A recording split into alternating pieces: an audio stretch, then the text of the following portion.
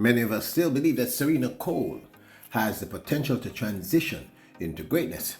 In 2022, she illustrated that she was on the verge. So, let's talk about Serena Cole. And Rusheen Mcdonald says, I'm ready, and much more. Welcome back to the channel, people. Welcome back to the channel. If this is your first time here, thank you for making it Peter Lloyd World. Go ahead, please hit the subscribe button so we can continue to go. When you do that, hit the notification bell so you know the next video drop a video at least one today here in Peter Lloyd World. Also, if you enjoy the content, please hit that like button and finally leave your thoughts. So, ready? Yep, good to go. Well, Edwin Allen walked away with win in the girls class 1 4x100 meter relays at the recently held Gibson McCook relays.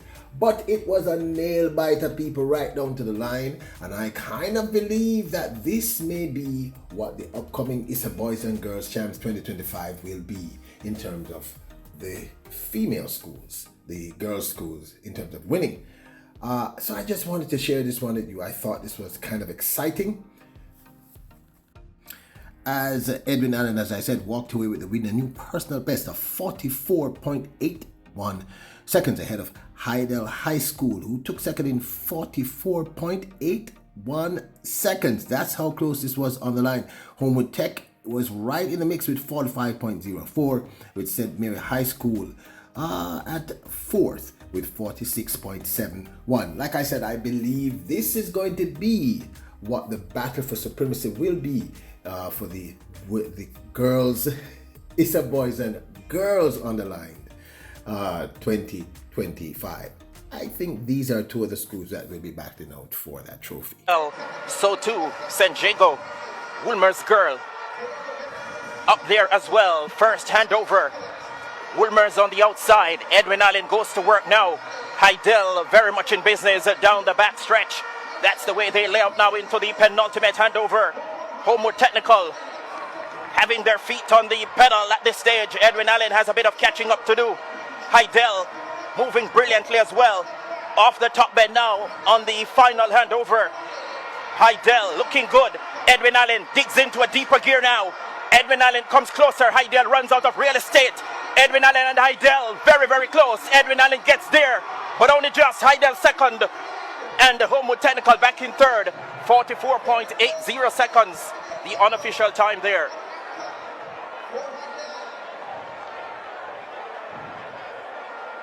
Yeah, very close at the finish, Spencer. So people, it doesn't get any closer than that. 44.81 seconds split between both schools. That is crazy. Now, a few days ago in the US, the USATF had their National Indoors 2025 Championships, where they selected the US team to represent the United States of America at the upcoming World Indoor Championships. And there were a few surprises for me personally. Well, there was one surprise for me in particular, because I thought that Jacious Sears had this one locked in. But it was in the women's, I'm talking about the women's 60 meter dasher, let me be clear. But in the end, it was Celery Barnes who walked away with this victory. Celery Barnes won this one in 7.11 seconds ahead of Jacious Sears, who ran the same time of 7.11 seconds. Nikia Briscoe came third in 7.18. But honestly, people, I didn't think this race would be as close as it was. So kudos to Celery Barnes. Someone said they don't think Jacious Sears is going to go through to represent, but that doesn't make sense to me. She came second. I don't see why she wouldn't, and they had equal time, so I'm pretty sure she'll be there. So this is who will be lined up against, people. What are your thoughts?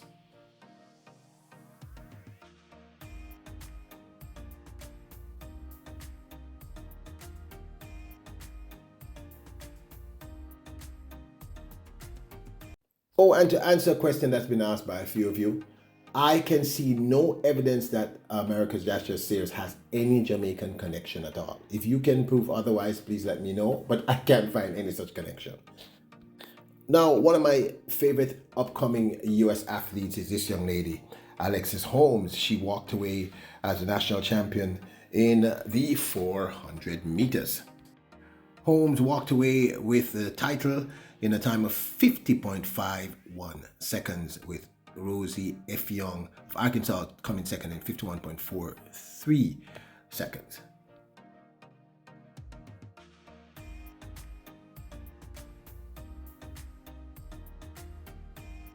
Like most of you, I'm really curious to see who we're going to be sending. We know that in the men's 60 meter, we know one of our representatives there is definitely going to be, of course, Keshane Thompson. And I theorize that both the Clayton twins are probably also going to be there too. Certainly, Tia Clayton will be there. I'm almost 100% certain. So this is going to be pretty interesting.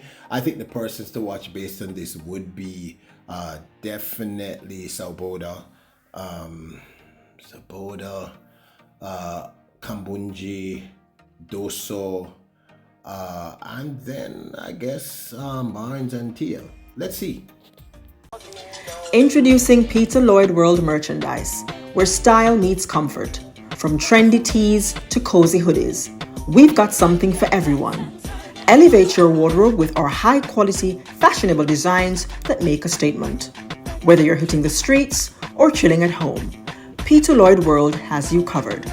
Shop now and upgrade your look with Peter Lloyd World merchandise. Available exclusively at Peter Lloyd World. Link in description below. Rusheen Mcdonald is a personal favorite in terms of the men's 400 meters. I think Jamaica has such a strong group of quarter-milers: Andrew Barnes, Antonio Watson when he's at his best, obviously. Rusheen, we've got a great quartet. A great group of 400 meter runners. And Rusheen Mcdonald signaled to the entire world that he's definitely going to be one of the ones to watch for the 2025 season in the men's 400 meters outdoors. I thought his performance at the Gibson McCook Relays 2025 was really stellar, and I think it's a sign of things to come. He made this post and I wanted to read it because it touched me personally. The big man, Rusheen Mcdonald, posted to his Instagram, his social media post is Jeremiah 29 verse 11. For I know the plans I have for you, declares the Lord, plans to prosper you and not to harm you, plans to give you hope and a future. All praises to the Almighty God. Without you your unwavering support, I wouldn't be here another year, pursuing my passion for sewing. Anyway, as I embark on my sewing season. Okay, am I misunderstanding what I'm reading here? Okay, let me continue. People are known again to correct me now, and known to say I'm missing something. So whatever I'm missing, please let me know. But anyway, we know that he's talking about his 400 meter season. Pursuing my passion for sewing. As I embark on my sewing season campaign, I am filled with gratitude for the blessings in my life. Initially, it may seem like the competition is against other runners, but in reality, it's a battle against the voice inside that wants to quit. Every disappointment in life serves a purpose, making us stronger and better. I've learned to channel these disappointments into motivation, hard work, and continuous improvement.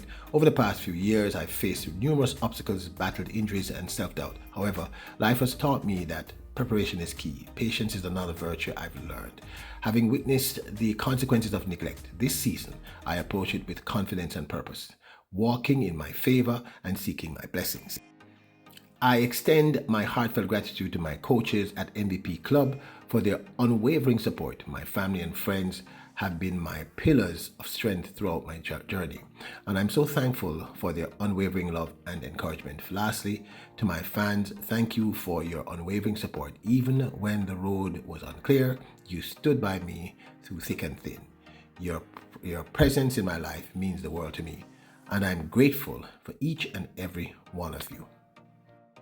Rusheen Mcdonald at the Gibson McCook Relays 2025 walked away with the win in the men's 400 meter finals with a time of 45.53 seconds of season's best.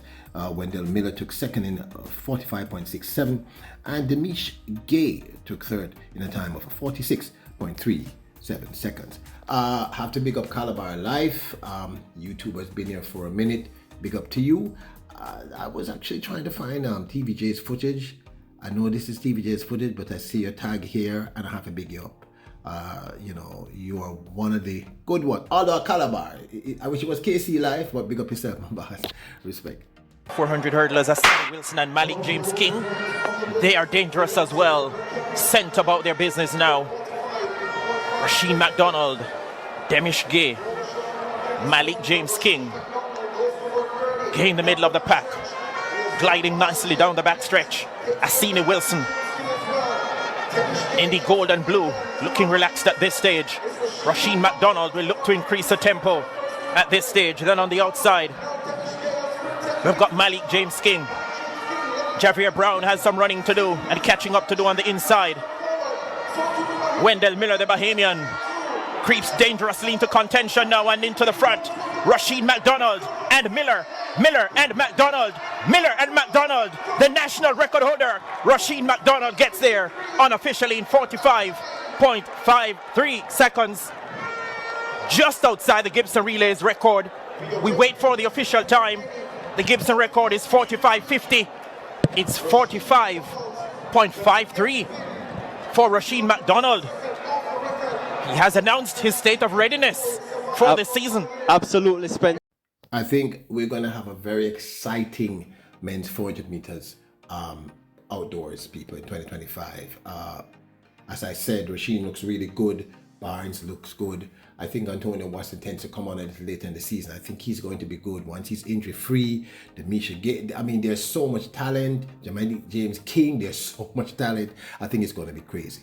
So, if my memory serves me correctly, at the ISA Boys and Girls Champs 2022 in the semifinals, Serena Cole, the clash we were all waiting to see, was the finals between Serena Cole of Edwin Allen and Alana Reed of Hydel High School.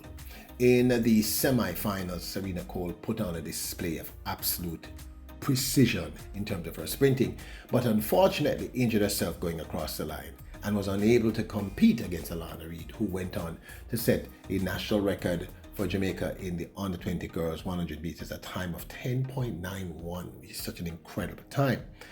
I think we all have massive expectations of Serena Cole, but she's been transitioning. She's with the MVP track club. And I've said to you on many occasions, people, that transitioning from amateur to pro is not easy. It's a very difficult task. We're even seeing difficulties with Tina Clayton, who is a phenomenal talent. And I just wanted to take a look at Serena Cole, because we just saw her run in the 60 meter dash at the Gibson McCook Relays 2025 last Saturday.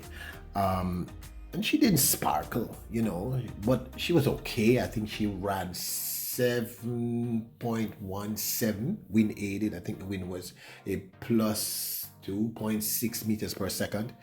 So I want to discuss this young lady, because the thing about Jamaica is that we have so much depth of talent. There's so many young ladies I could just talk about in terms of just the raw potential.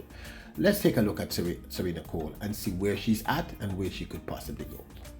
In Final B, it was Tia Clayton won in a time of 7.02, with Serena Cole taking fifth in 7.17. I actually was correct. This was in the outdoors women's 68 meter dash. Ashley Forbes, outstanding for Maurice Wilson. And now the screams and shouts go up for the Olympic finalist, Tia Clayton. Next to her, Serena Cole. Ashley Forbes, Tia Clayton, those three. Anthony Strawn, Joniel Smith, Serena Cole. Excellent lineup. Set. Off. Shashley Forbes got a brilliant start. Tia Clayton steps forward now. Tia Clayton goes away from them in fabulous style. 7:01, the flash time. Wow.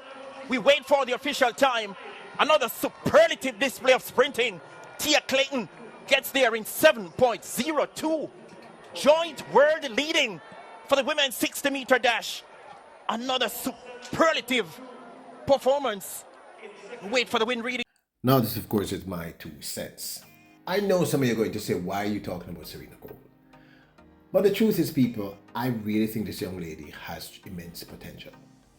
I don't think MVP would have taken her on. There's such a long list of people trying to get into MVP to work with them. They would not have taken her on if they didn't see exceptional talent. And I believe she has exceptional talent, but I think she's having the problem that many youngsters have when they transition from amateur into pro.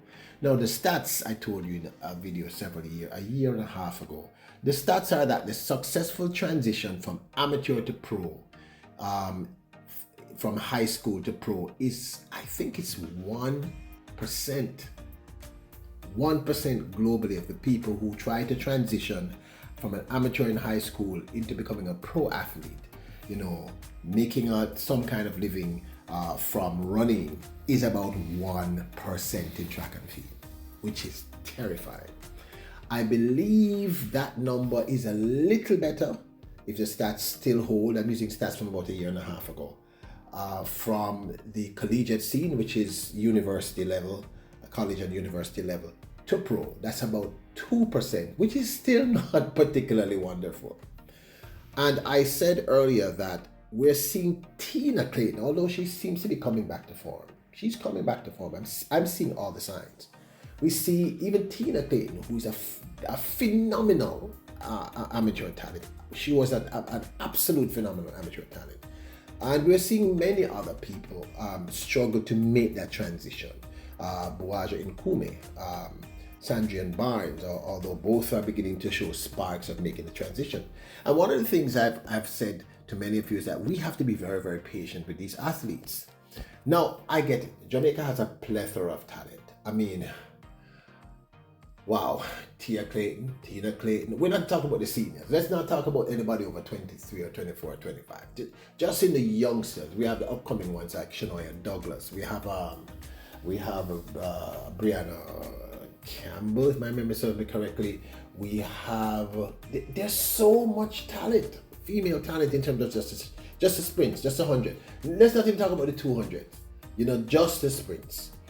But in the last year and a half to 2 years that she's been making, I've seen moments of wins, and there have been a few moments where she has won overseas competitions.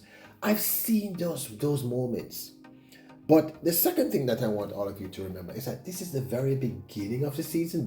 I think this might have been her second race, or maybe her third race for the entire season. I think her first race was at GC Foster.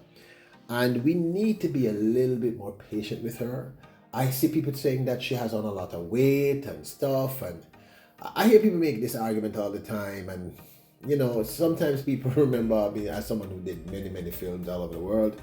The camera does put on a lot of weight on you. So when you're looking at someone vis-a-vis the camera, they sometimes look 10 pounds heavier than they are. I have not seen Serena Cole in person, so I don't know what she looks like. And then there's just, your natural body, your natural body image. So maybe she does need to lose a little weight. But my thing is, I kind of trust MVP, and I think they would know what they're doing.